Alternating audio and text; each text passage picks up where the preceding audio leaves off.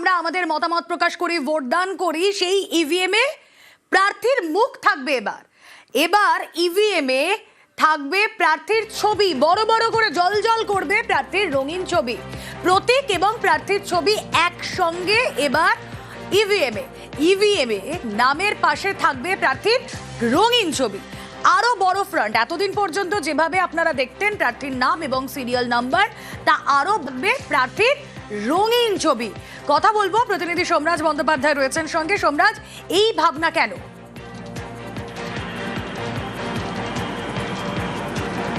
দেখো, জাতীয় নির্বাচন কমিশন চায় স্বচ্ছতার সঙ্গে ভোটদান।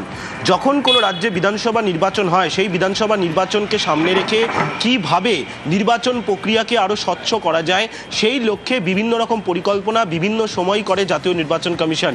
এক্ষেত্রেও জাতীয় নির্বাচন কমিশনের যে সিদ্ধান্ত, যা আসাম বিধানসভা নির্বাচনেও কার্যকর করা হচ্ছে, ইতিমধ্যেই দেশের মুখ্য নির্বাচন কমিশনার তা জানিয়েছেন, যেখানে তারা বলছেন যে ইভিএমে এবার রঙিন ছবি ব্যবহার করা হবে প্রার্থীদের।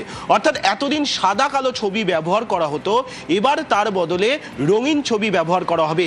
সেই রঙিন ছবি ব্যবহারের পাশাপাশি প্রার্থীর ছবি বড়ভাবে থাকবে, অর্থাৎ তার মুখ বড়ভাবে থাকবে, যাতে যারা ভোট দিতে আসবেন সাধারণ ভোটার, তারা যাতে চিনতে কোনো অসুবিধা না হয়।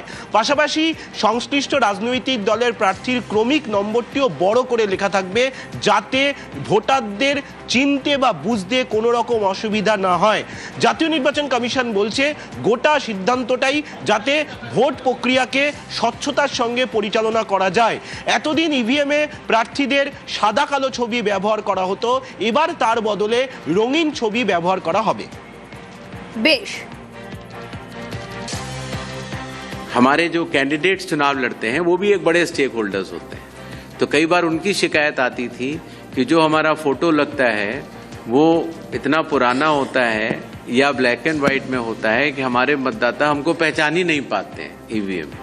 तो उसको दूर करने के लिए कैंडिडेट्स के लिए पहली बार कलर्ड फोटो का इस्तेमाल होगा आसाम में, और साथ ही साथ ईवीएम में जो सीरियल नंबर होता है और जो नाम का फॉन्ट होता है वो भी बड़े अक्षरों में होगा।